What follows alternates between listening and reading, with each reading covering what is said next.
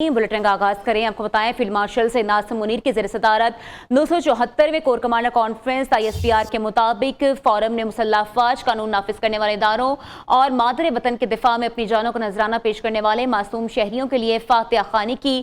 Field marshal ने पाकिस्तान के मुसल्लह अफवाज की गैर मुतजलसल पेशा वराना महारत, ऑपरेशनल कारकर्दगी, दिफा वतन के लिए पायदार इंटेलिजेंस की बुनियाद पर इंसदाद दहशतगर्दी की कार्रवाइयों के लिए साबित कदमी को सराहा। फोरम ने मशरिक वस्ती में जंग के खात्मे के लिए हुकूमत की भरपूर कोशिशों को सराहा और कहा, पाकिस्तान मुतहम्मिल मुज़ाकरात, कशीदगी में कमी और असूली सफारतकारी के लिए पुरअज़्म है। फील्ड मार्शल ने कहा, भारत के हटकंडे आलमी सतह पर बेनकाब हो चुके।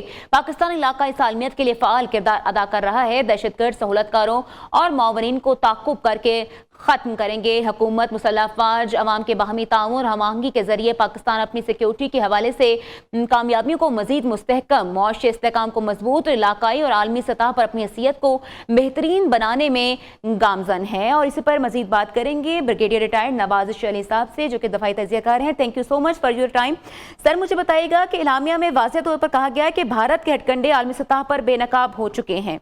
उनसे राब्ता बहाल करने की ब्रिगेडियर साहब से हम कोशिश कर रहे हैं। तब तक हम आपको बताएं, फील्ड मार्शल सैयद नासिम मुनीर की ज़ेर सदारत 274वें कोर कमांडर कॉन्फ्रेंस और ISPR के मुताबिक फोरम ने मुसल्लह अफवाज, कानून नाफिज करने वाले इदारों और मादरे वतन के दिफा में अपनी जानों का नजराना पेश करने वाले मासूम शहरियों के लिए फातिहा खानी की है। आपको बताते चलें, फील्ड मार्शल ने पाकिस्तान के मुसल्लह अफवाज की गैर मुतजलसल पेशा वराना महारत, ऑपरेशनल कारकर्दगी, दिफा वतन के लिए पायदार इंटेलिजेंस की बुनियाद पर इंसदाद दहशतगर्दी की कार्रवाइयों के लिए साबित कदमी को सराहा है। और ब्रिगेडियर रिटायर्ड नवाज़ अली से हमारा राब्ता बहाल हो चुका है। Thank you so much sir for your time. Sir, बताइएगा कि इलामिया में वाज़ेह तौर पर कहा गया है कि भारत के हटकंडे आलमी सतह पर बेनकाब हो चुके हैं। सर, आपके ख्याल में इस बयान के पीछे कौन सी हालिया सबूत या वाकयात हो सकते हैं जिन्हें आलमी बरादरी के सामने लाना अब जरूरी हो गया है? हाँ जी, बिल्कुल आप ठीक कह रहे हैं। इंडिया हमेशा पाकिस्तान के खिलाफ जो है वो साजिशें करता रहता है और सोचता रहता है। और असल में इंडिया जो पाकिस्तान इंडिया का टारगेट कंट्री है, राइट। तो हर मुल्क जो है वो अपने टारगेट कंट्री के खिलाफ कर इस तरह के जो है वो हरबे इस्तेमाल करता रहता है, लेकिन इंडिया कुछ ज़्यादा ही कर रहा है। एंड अभी वो इनडायरेक्ट स्ट्रेटजी इस्तेमाल कर रहा है थ्रू अफगानिस्तान, जिसमें उसने वेस्टर्न बॉर्डर पे काफ़ी अच्छे से हालात ख़राब किए हुए हैं। तो लेकिन उससे ये है कि इंडिया को अपनी पॉपुलेशन का फिक्र होना चाहिए, अपनी इकोनॉमी का फिक्र होना चाहिए, लिविंग स्टैंडर्ड का फिक्र होना चाहिए।